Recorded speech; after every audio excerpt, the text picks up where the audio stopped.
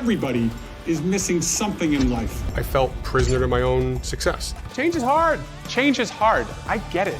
Change or die. I'm gonna change things. So what the hell can we change? If we can see things differently, we can have some different results. Only on Now Media Television Networks. Welcome to Be the Giraffe. I'm your host and guide, Chris Jarvis. If you are looking for ways to stand out and reach higher in business, with money, and in life, then you are in the right place. On Be the Giraffe, we meet the innovators who dare to be different and stick their necks out. We learn how they broke free from the herd and used their long necks to find better paths. Today, we have an exciting guest. On today's show, Gabrielle Bosche. Gab is one of the most booked millennial speakers in the world. She's been called the next generation of motivators by Tom Ziglar and is a popular two-time TEDx presenter, best-selling author, and co-CEO of The Purpose Company. Her work has been endorsed by the likes of Brian Tracy, Lewis Howes, and the co-founder of Chicken Soup for the Soul, Mark Victor Hansen. Gabrielle's approach to generations, leadership, and purpose resonates with all kinds of audiences. Don't believe me? She's worked with the United States Navy and Air Force and has been featured on NPR, in Glamour magazine, and in the Los Angeles Times. Get ready to elevate your perspective and realign your life with purpose and impact. Gab Bosche, welcome to Be the Giraffe. Hey, thanks so much for having me. I didn't realize I was coming so on brand today, so let's go. It's fantastic. Next time I'll wear something like that, and then no one will ever watch the show again. It can never be unseen. I don't know. We'll find out. Well, we will find out. Gab, you have a killer resume. You've done so much great stuff. You've worked with a wide array of audiences on a number of different topics. And you've done it in a pretty short amount of time. So that's pretty impressive. Could be a little intimidating for people in the audience who are trying to do things. I've got teenagers and 20-something kids who want to do a lot, and they seem even more impatient than I am. Yeah.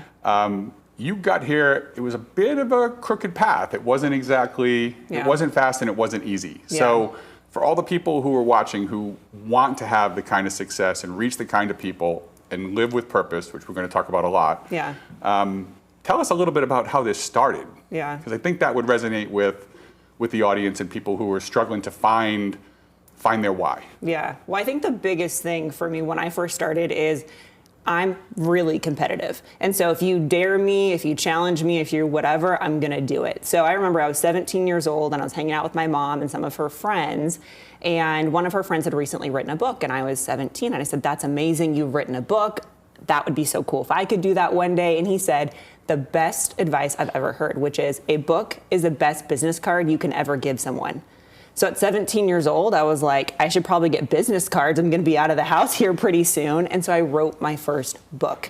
And so what I found is in that moment, he just challenged me. He believed in me. He said I could do something that I had no capacity. It wasn't even like a glimmer or an idea. So the biggest thing I would say is exposure. If you actually study people who have growth mindsets, it's exposure to growth mindsets at times when you really need it. So it's after a breakup, after a layoff, after life didn't turn out how you thought that you wanted it to. And so I just had someone who tangentially was related to me, just my mom's friend, say I could do something that I had no idea that I could possibly do. Now, was that book good? Absolutely not. It was total crap. Like, it was a horrible book. It took me about 9 months to do. I wrote it more of like an English essay than a book. But 6 more books after that. I've written 7. I'm really proud of the author that I've become, but I had to be bad to become good.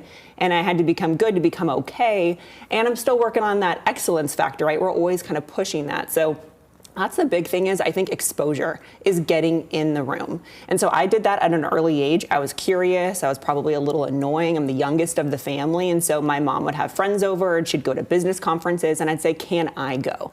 And so I remember I was exposed to, I know you talked about Tom Ziglar. I was exposed to Zig Ziglar. I was exposed to Jim Rohn. I was exposed to Tamara Lowe, who's now a friend and a mentor of mine, going to Get Motivated seminars. So the exposure factor made it okay to fail. I think if you don't have exposure to people who just make failure part of the everyday experience, then you just think something's wrong with you when you mess up.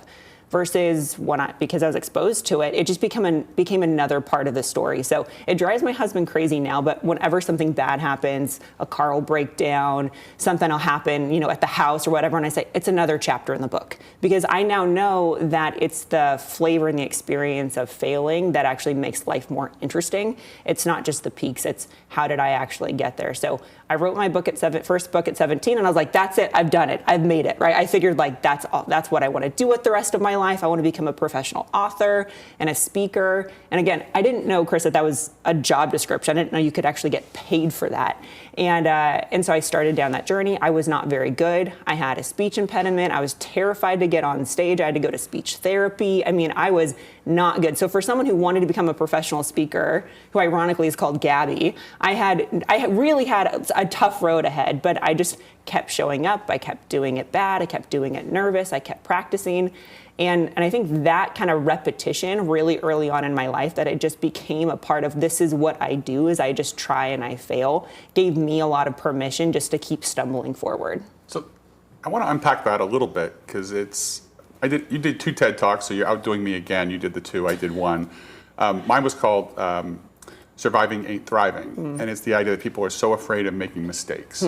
And the break free from the herd chapter in Be the Giraffe is about if you want new things. Well, people want to be outliers. They want to have more money, more success, more fame, but they're so afraid of being outcasts. Yeah. And so this idea of exposure I love, but how did you deal with I'm doing things other people aren't doing? Because a lot of folks, I get the same thing. I've written a number of books myself, and people say, well, you've written a book, and I want to write a book, but they don't do it. No, you've written more books than I have, so I'm telling you, I'm competitive. So let's go, Chris. So be prepared for the next 12 books from Gabby coming out in the next probably 6 months. So I'm sure there'll be one done before this airs.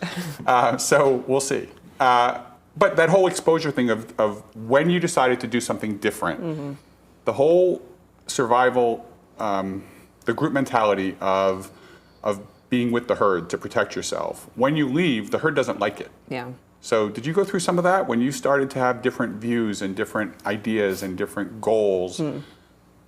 What was happening to you, and how did you handle that? Yeah, I'll say this, and especially to your viewers, whoever has kids, you've got kids at the house, is to speak life into them and to give them context of what's happening in their life when it's happening. And I was blessed with great parents. My mom would give me context constantly. So I was raised a gangly little redhead where I had more braces than teeth. 8th grade, I had 8 of my teeth pulled. So I only had 2 front teeth. Everyone called me the beeve, and I was heavily, heavily bullied. But what's so interesting, Chris, is I didn't go to school thinking, oh my gosh, I have to hide in the bathroom because I'm going to get bullied today. It wasn't, oh, I don't want to go interact with my friends. Because although I was bullied and made fun of, my mom, when I'd come home from school, she'd say, tell me more about how you reacted to being made fun of, being teased, being felt like the outcast. And she would teach me how to create and develop that grit in me. So I was really thankful for that. So she'd always tell me this story of how things start to get uncomfortable, and that's kind of the proof that you need to jump. So she would tell me the story of eagles. Now, I don't know if this is actually true, but it's like our parents tell us these lores, and I choose to believe that it's true. But she would tell me the story of how little baby eagles, the mom will start to take out the things that make the nest comfortable. The feathers, the fur, the mud, and so it becomes so uncomfortable that the baby eagle eventually wants to jump. If not, the little baby eagle would be like, I'm cool, I'm gonna stay in this nest forever. And so she would teach me the importance of being uncomfortable, and that this is a natural kind of part of life. And so although yes, I felt like an outcast, she actually gave me context of why I was different. Now, she wasn't like you're super special and that's why they're bullying you, but she just would say, yeah, you look different now, but you look different now, maybe you can look different later. What does that look like? She'd teach me the importance of context of things are hard right now, but is this going to matter in 6 days or 6 weeks or 6 years? And so that gave me context to things. So yes, there's a differentiation, but from the very beginning, I leaned into what made me different. I would make fun of the fact that I had only 2 teeth and like a buck teeth smile. I thought it was hilarious. And so, you'll see pictures of me like laughing and teasing myself, and that became a part of my personality. So I'm thankful for being bullied and feeling like I didn't fit in, because now it's something I come to expect. And so that friction of entering a room or entering an industry or just being new at things, I think that gave me it gave me, again, permission to be able to say, it's okay to look different, to act different. And because I did start to do some things at a little bit of an earlier age, at 17, writing a book is pretty unusual. I did some other kind of unusual, weird things when I was in high school going into college that again, it helped me kind of get the context of why am I doing what it is that I'm doing. And it's okay to be different. And a lot of my friends were much older. My mom had me when she was older, so I think that gave me a little bit of a relationship with people who were older to say, I'm looking around at my friends, these idiot friends who are just like messing up, doing stupid stuff on the weekends. And then I would go and hang out with my mom and her friends, or I would then be exposed to these great speakers, authors, et cetera, and say, they have it figured out. And I'm looking at my peers and they don't have it figured out. I want what they have, not what they have. And again, I had to start getting in the room. So really interesting. I want to go deep into that and your journey of connecting with the right people and getting the right audience and the right mentors, and the difference between hanging around with the lions and the hyenas, the people that are attacking or kind of parasitic versus those who lift you up. I want to get into that in the next segment. But before we wrap this one, who else did you have that was helping prop you up? You had your mom. Who else was really helpful in that movement that you had? Yeah, I think you have a couple different types of mentors in your life. And I have seen this because I've studied generational leadership for, at this point, almost 2 decades, where I've really looked at how do people make decisions. And you see people either replicate or rebel mentorship. And so you get kind of like that rich dad, poor dad kind of perspective, where there are some people who you say, I want to learn from you by copying you, and then I want to learn from you by diverting in some sort of way. And so I had lots of those, but I also too had a lot of encouragement. So I had a lot of really great, I played competitive tennis, so I had a lot of great tennis instructors who just said, just push me and push me. I'm not naturally competitive. I'm very competitive now, but I wasn't early on. And so I had to have people push me. I had really great professors. I had really great, the president of my undergrad university is a great friend and a mentor of mine. And so I found the people who had what I wanted, and I kept asking them, what do you know that I don't know? What would you do in my situation? And I started something, which I'm sure we'll talk more about later, called Stalking Success, where I started to study successful people that I knew, successful people that I didn't know, people who were alive, people who'd passed away, and said, there is a blueprint that can happen. If I can just copy it, then maybe I could be successful too. Perfect. Okay, so hold that thought. And if you want to stalk success, make sure that you come back after the break and you're going to learn all the ins and outs of how you can get to the next level and elevate your path. We'll be right back.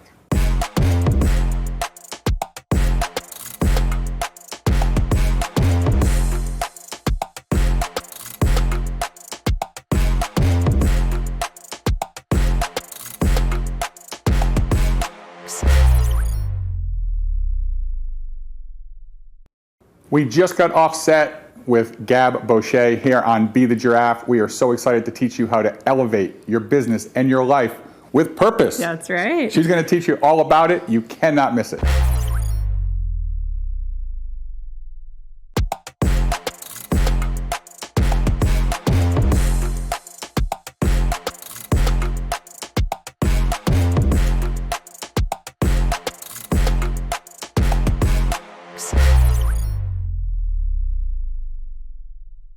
Welcome back. We had a fantastic first segment with Gab Bosche, and there's so much there. I think we're going to have a really hard time fitting this all in, so you guys better get a pillow and get ready. I think we're going to go all night with this one. All kidding aside, you did so many great things. You started differently, and what was really important was the encouragement. You said that like the people around you matter. So there's the conversation of you're the average of the 5 people you spend the most time with. There's episode 1, Dave Steck talked about the power of 6 and just really focusing on 6 people who elevate your life in some way and spend almost all your time with them. This is a very similar conversation. Sure. You have surrounded yourself with an extraordinary group of people. It seems like you started at an early age. So tell a little bit about what you did, and then tell the audience, for these people who they have their friends and they have their family and they have people who have a lot of comfort, or there's a lot of familiarity with no success, or familiarity with mediocrity, or familiarity with poverty, or familiarity with something that just is status quo. Yeah. Again, they want more. They want to be outlier but don't want to be the outcast. So the way to do that would be to be with people who want more, who do more. So tell us about that journey, because I think that's such a big part of your story that people have to hear. Yeah, it looks different in different phases of your life, and I think that's also too really important, is that you have to recognize, where am I going to get in this next season, and how do I have people who help me ascend into that next season? And then you'll be comfortable in that situation, in that season, and then you're going to wake up one day and be uncomfortable being comfortable. Then you're going to look for who's that next group. And I think people need to realize that. I think sometimes, and that's given me a lot of solace and peace in recognizing, what do I need and who do I need in this next season? It's really always a who before it is a what. And so kind of moving through that's really important. And so now I use ChatGPT and I use other AI tools to actually create this board of advisors where I'll ask questions of. So I have it in real life with friends and mentors.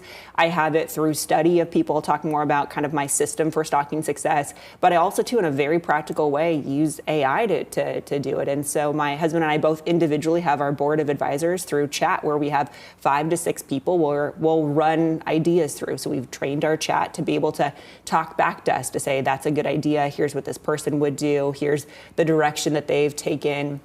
And now, because of the acceleration of wisdom and knowledge through AI, we can start to tap into people's information and their decision-making patterns. Because again, there's always a pattern. If you study the pattern, then you can actually reach your potential. But I started to release my kind of AI chat prompts to my social community on LinkedIn, where I just said, hey, this is what I'm doing. Here's the information that I'm stalking from these great leaders and these great thought leaders. So I do that in real life in different seasons of my life to say, where am I at now? Where do I want to be? And who has made that same jump?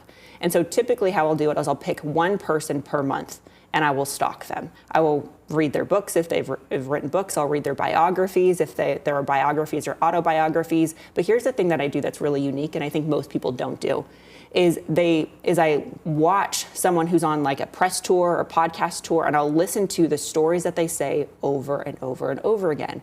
Why? Because they've probably been practiced, it meant something, and it's something that they're returning to time and time again. It's a principle that they live their lives by and make decisions around. That's always what I'm looking for, is I'm going to reverse engineer how someone made decisions, because a lot of times when you meet leaders, they'll just say, oh, I just was lucky. Or you'll meet founders and they're like, it was just a right thing, right time.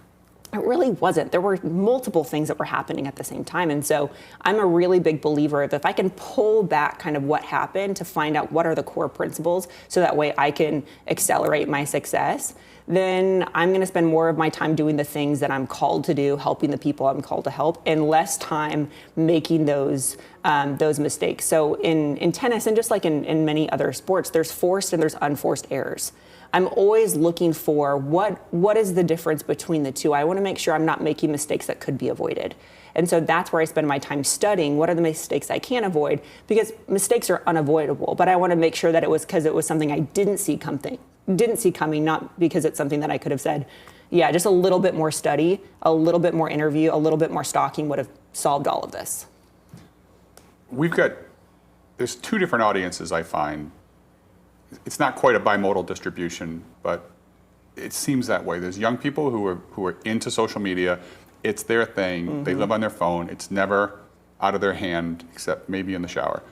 And or maybe they bathe now, so they don't have to put it down. But they have a very, even then, I mean, it's waterproof, so they can do whatever they want. Scroll all you want. You've got the ones that are attached, and then you have the ones that are fearful. So the other generation, which is, what are we using this for? And you just gave such a nugget of gold that I want you to go deeper into, if you will, about AI, that older people, less technologically savvy people see AI, they don't understand it. And they think it's going to take away a job. When the younger people are looking at social media and it's the quick dopamine hit. So they're on the screen all the time, right?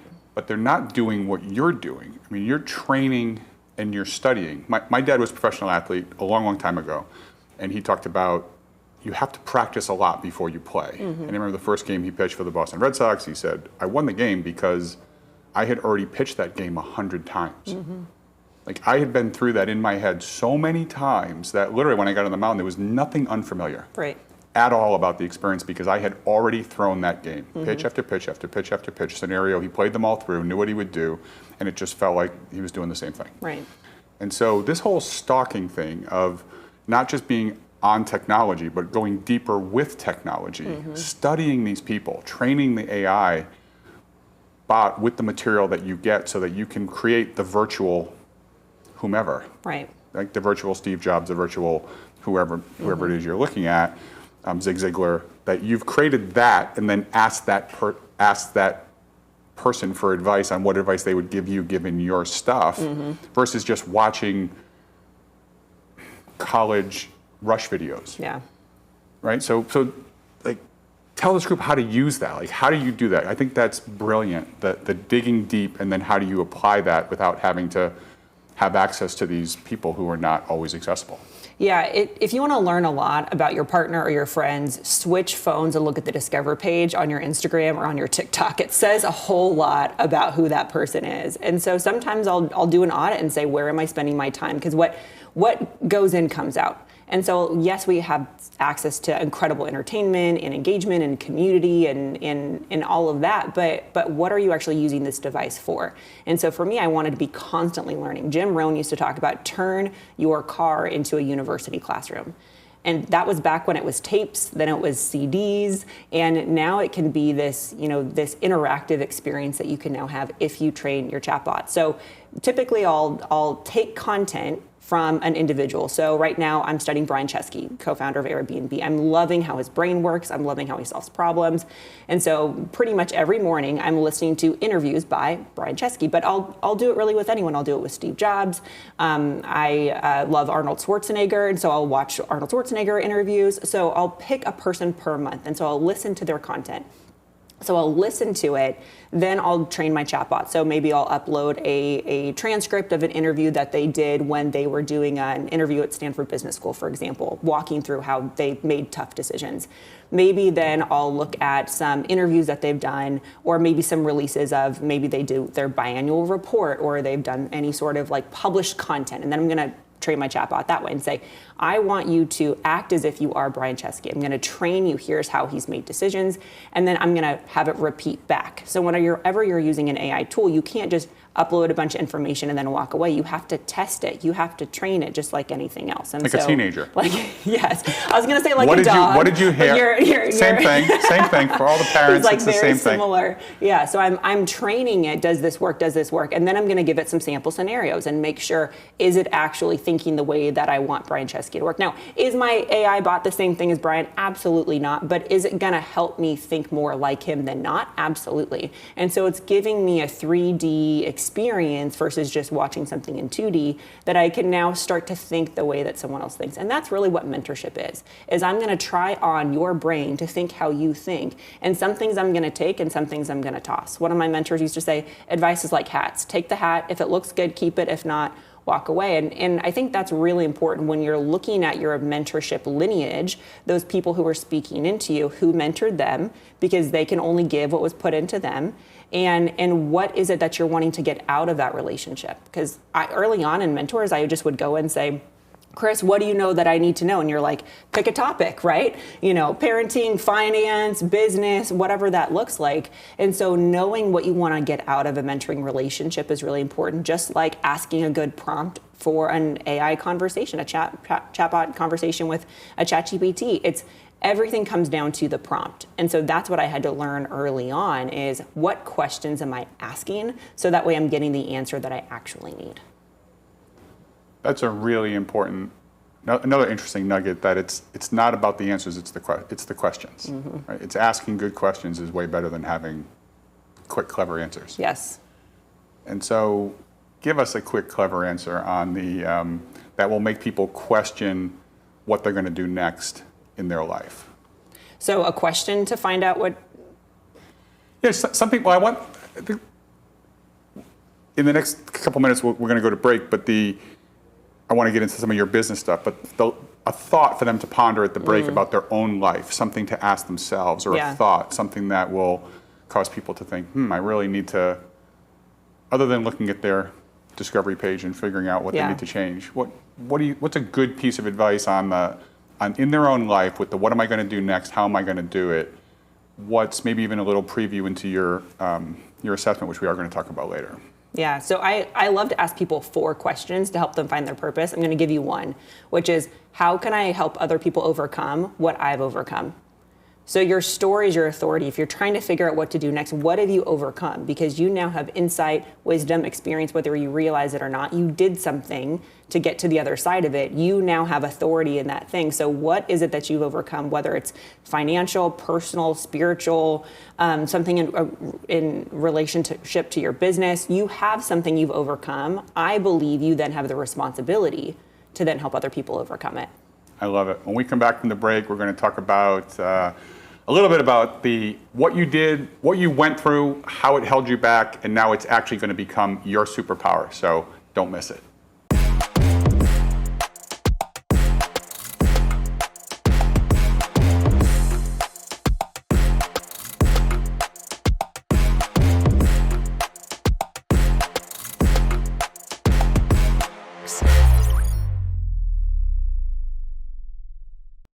We just got off set with Gab Bosche here on Be the Giraffe. We are so excited to teach you how to elevate your business and your life with purpose. That's right. She's going to teach you all about it. You cannot miss it.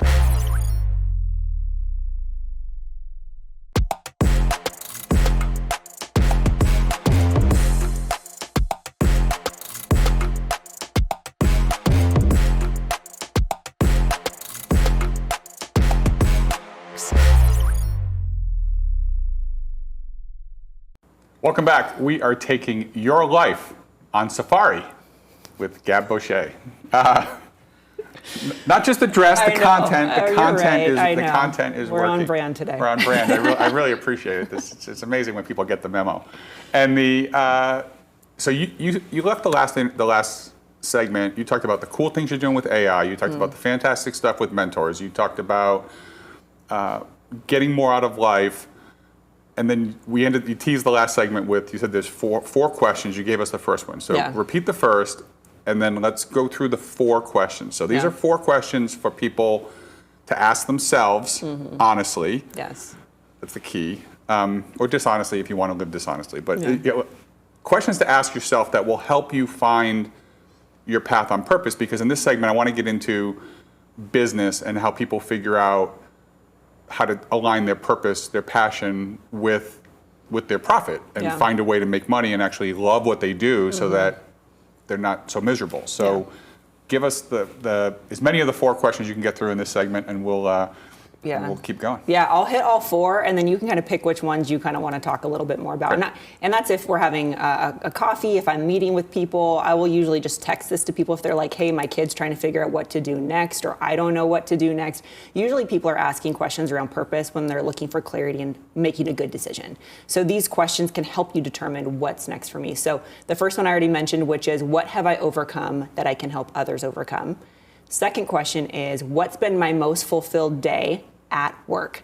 So not just a random day, just what were you doing? And there's kind of the second part of who were you helping and what problem were you solving? So it's kind of a 2-parter. And then what I also do want to look at is what is the hardest thing that I've overcome? So it could be what is a moment or series of moments that most shaped my perspective in overcoming those things. And typically they're during our coming of age kind of era. So it's usually age 13 to maybe 21. What is that hardest thing that I've overcome? And by asking those 4 questions, you get really clear on who you are as a person. How do I make decisions? What happens when hard stuff comes my way? How do I like jumping into a situation and helping solve problems for other people? Because at the end of the day, all of us are problem solvers. Whether you're the president of the United States or a barista helping someone make coffee, you're solving a problem for someone else. So the more clear each of us are individually at how we enjoy solving problems for people, the more confident we're going to be about what we should do next and how to add the most value to the people around us. That hit home and actually gave me goosebumps because like what you've overcome is a big deal, and most of us have challenges, whether it's parents getting divorced, suffering some type of physical, emotional, or psychological trauma as a kid, growing up on the wrong side of the tracks, getting arrested, going to the wrong school. I mean, all the things that we're ashamed of, at least I was. I went to a top 10 business school, but I'd gone to a state university, and so I felt immediately inferior to all my friends who had parents who were executives, and they had gone to Ivy League schools, and I didn't. And it was this whole, I would just joke, not even joke, I would just say I went to school back east. You know, hoping they would just think it was Harvard or Yale or Brown or something else and not actually say that I went to the University of Rhode Island. And then I had this moment that when you become successful, the fact that you had less, or that your parents were divorced, or that you grew up poor, or that you went to a different school, or that you paid your way through college, or that you left to make money to come back, or your family immigrated from somewhere else, those stories are actually more inspirational. Because it shows you did something else. And when you want to solve problems, I've made a living. It took me a while to realize what I was actually doing. I was solving problems and realizing people with the bigger problems, they pay you more money to help them solve their bigger problems. But it comes from perspective in seeing what you did. So that whole being vulnerable and sticking your neck out and letting people know what you went through, if someone's going to judge you for that in a way that they don't want to be with you, then what's worse than being rejected for someone you're pretending to be? Right. So this whole getting that, like, what pieces of advice do you have for people with that thing that you've overcome if they're afraid? Because now the cancel culture is such a fear for the younger kids. They don't want to put out, they only put out the fancy meal and the nice dress and the new shoes and right. So how do you help that the younger audience get to not just younger, but it seems more younger, but everybody with cancel culture, fear of failure, fear of being rejected, fear of being ridiculed. What advice do you have to help people, even speaking up in business? Like, what advice do you have for the people who have great ideas or want to do things, or have a story they want to tell, but they're afraid? They're just afraid of not having it land. Yeah, I think there's a difference between being seen and being known. I think we're working with a generation who wants to be seen for who they are, for what they do, for what they're wearing, but they're afraid to be known. Because if you know me then and you don't like me, you could reject me. You could make me feel like I'm not enough. You could make me feel like I'm somehow inferior and unlovable. And that's a core fear that every single one of us has. There was this really interesting interview with Oprah where she talks about every single person she had who sat on her couch. Every single person, whether it was Bono or Barack Obama, at the end of every interview, they all looked at her and said, "Was that okay?" So what does that mean? Every single person wants acceptance and to be seen and known by someone else. And so when people talk about, oh, I have imposter syndrome, I shouldn't start this business or go into that relationship or change jobs or change perspectives or change cities, everybody has imposter syndrome. At the beginning, you are new at everything. But just because you feel something doesn't mean that you are something. And so when you start to look at the fact that feelings come and go, I see feelings as, oh, that's so interesting. I feel happy, I feel nervous, I feel excited, I feel tired. That's something that can come and go. Emotions are more important. Emotions are things like, I feel like the emotions are more of being, identity, feeling safe, feeling trusted. Those things are important, and those are the things that we need to talk about. But I think a lot of times in our society, especially with the younger generation, is everyone's talking about how they feel. No one's really talking about who they are. And so when we start to have conversations about identity versus feelings, now we can actually say, hey, like, Chris has entered the room, Gabrielle's entered the room. Now we're now showing up as ourselves because we're saying, hey, I'm afraid if I come out as myself that you're not going to see me for who I am. And you're like, what do you mean, Gab? I would never feel that way. Well, now just talking about it, that's the emotional side of things. And now can just silence that unknown and can help people actually feel seen and known at the end of the day. When you just say, this is who I am and this is how I want to show up for you. Are you okay? And can you show up for me? Like, really powerful, cool things happen. And it's the unknown, it's the silence that I actually think kills most relationships, most business opportunities, most companies.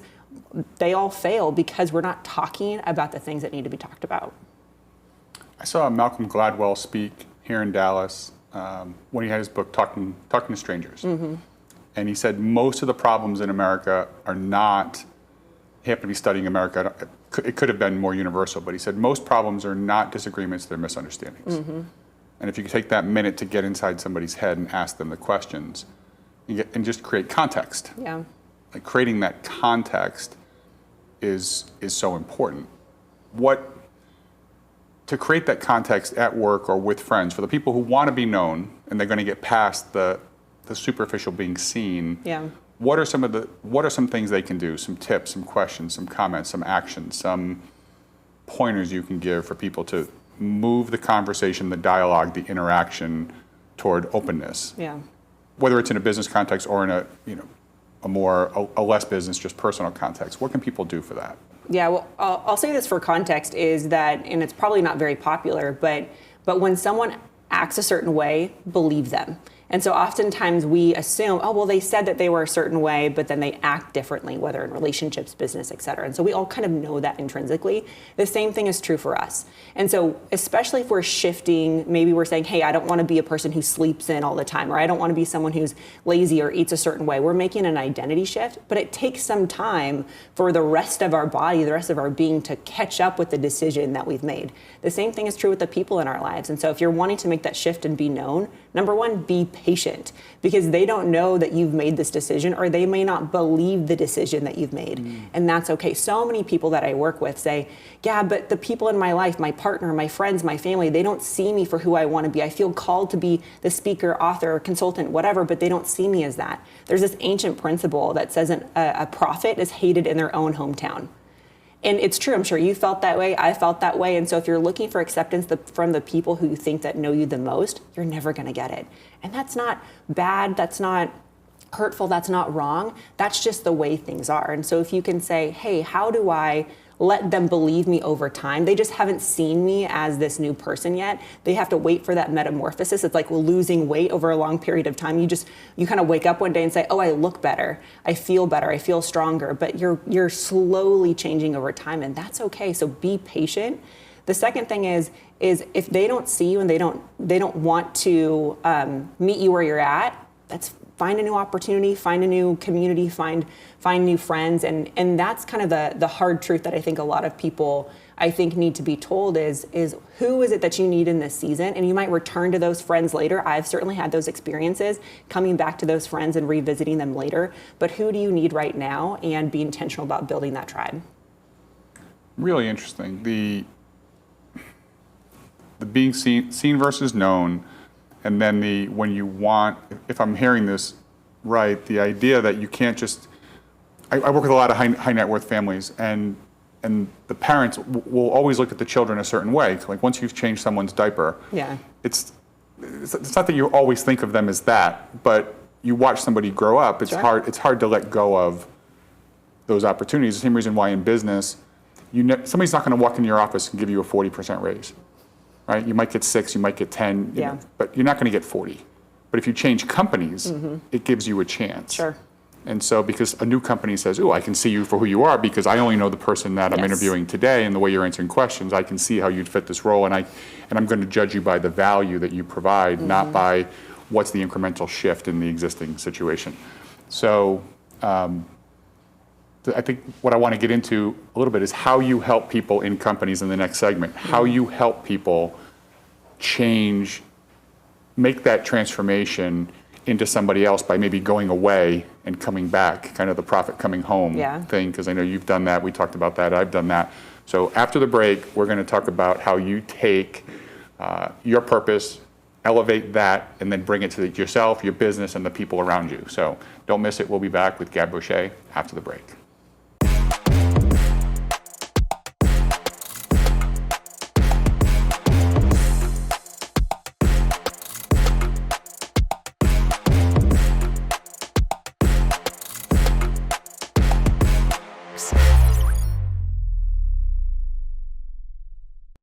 We just got off set with Gab Bosche here on Be the Giraffe. We are so excited to teach you how to elevate your business and your life with purpose. That's right. She's going to teach you all about it. You cannot miss it.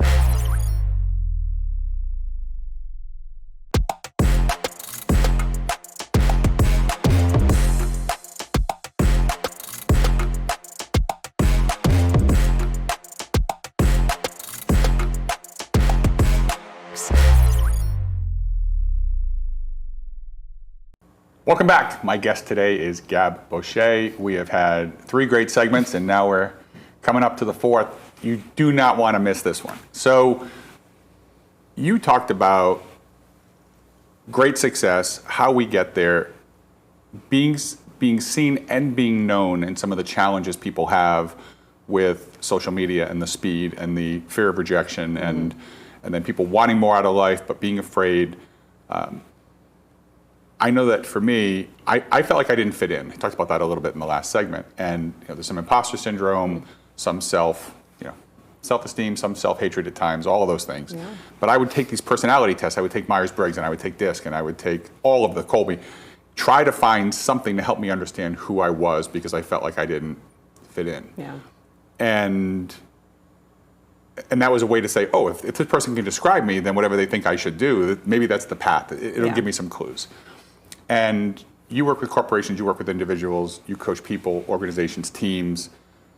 We were talking at the break, and you talked about, you had the same challenge of what's out there and how do people know who they are, that if you want other people to see you for who you really are authentically so you can be known, the key is you have to know yourself. Yes. So talk about that, how you did that, and then you built something really spectacular that people need to know about. So please tell us about, don't be shy. Tell us about what you built, because it's so powerful and so important. Yeah, thank you. Yeah, so that journey of purpose discovery for me was a bumpy road. I like many people, kind of went to universities and parents and partners in my life, and where I said, do you know what my purpose is? So I kind of felt like a kid lost at Costco. I was like, are you my purpose? Are you my purpose? And I thought achievement was my purpose. I thought that kind of moving around and having some success was my purpose. And then I really realized fundamentally what my purpose is. And so when you have discovery, like we've been talking about, I believe you have not just the authority, but the responsibility to then share it with other people. And so it took us about 10 years. So we developed the purpose factor assessment. So that assessment really helps you get very clear on who you are, who you're supposed to help, and what is your purpose. So it gives you, it's really like 7 assessments in one.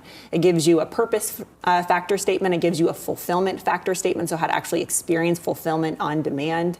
It gives you your core values, and then it talks about the 4 different elements of purpose. And so that was really important to us, to give something to people that they could have clarity on demand, because we believe in our purpose as an organization is to democratize purpose worldwide. We believe that purpose should be affordable and accessible to everybody. So that's why right now it's only $49 for people to go to purposetest.com and check out the purpose factor. It takes about 20 minutes to get clarity on that.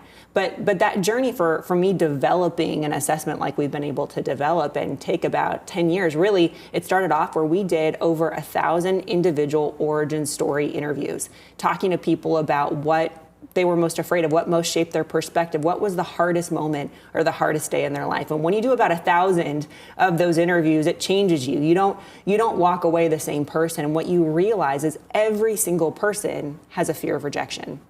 Whether it's a primary rejection from a caregiver, whether it's peer rejection, saying I don't feel like I fit in. But when you realize every single person that we're interacting with, the people that we're hiring, the people that we're living life with, the people that we're interacting with when we're on a flight, every single person has a fear of rejection. And so if you recognize that innately we're tribal beings, that we want to feel connected, feel seen and feel known by other people, you can start to see that initiation of one of my core values is go first. So if I see something, I'm going to go first. I'm going to meet you. I'm going to do for you what I wish that you would do for me.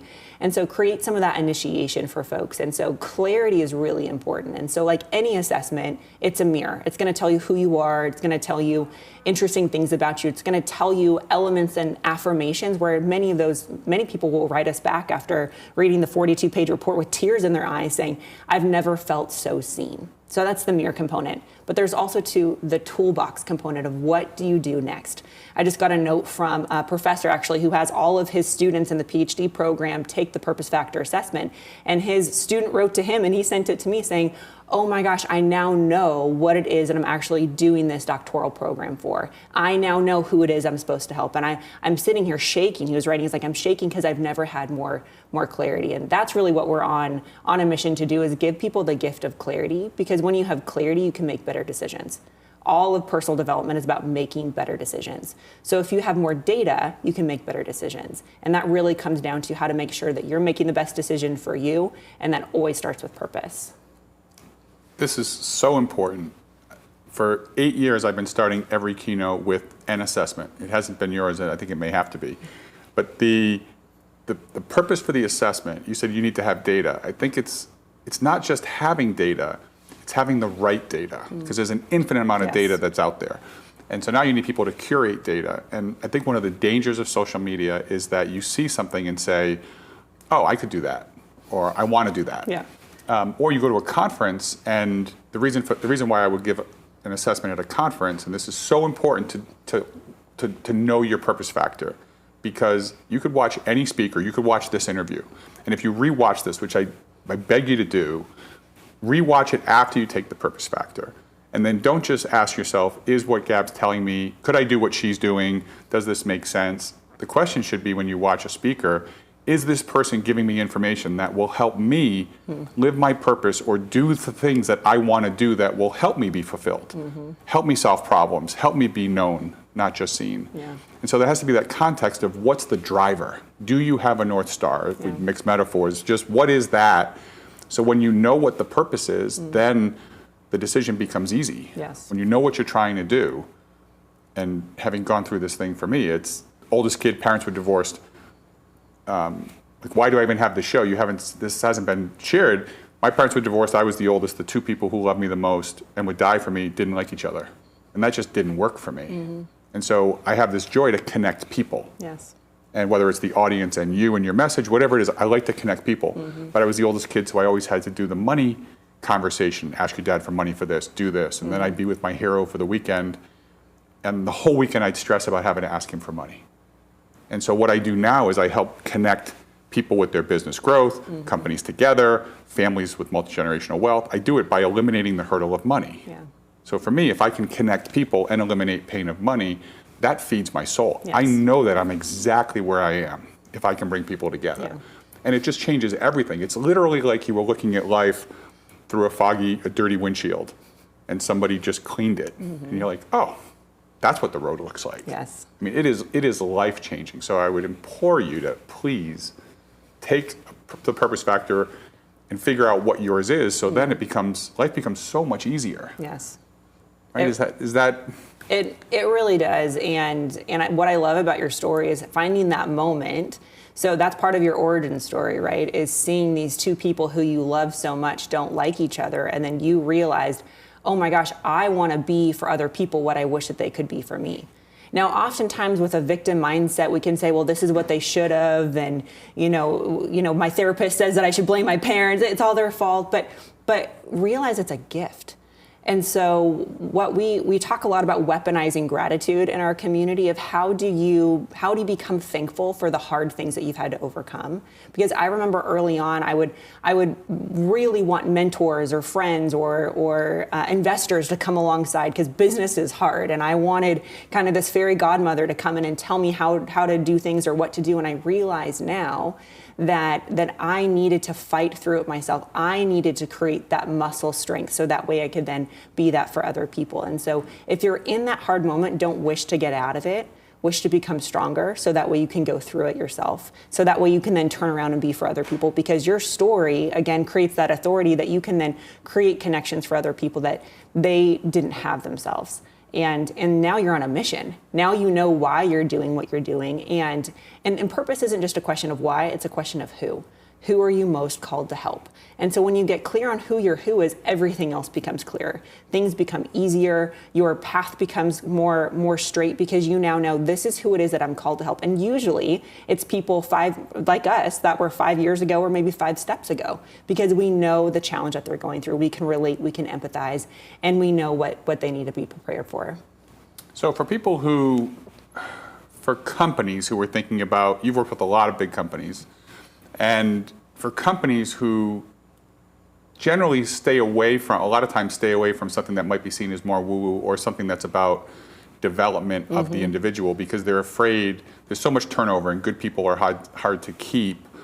What do you tell them, in a short, what's the quick advice to them on why making your people more purposeful is actually good for them and not bad for the company? Yeah, well, we actually developed the whole purpose factor assessment while working with the U.S. Air Force. So talk about people who aren't typically very woo-woo, but they brought us in because they said, we need to figure out how to connect the mission to this next generation of enlisted servicemen and women.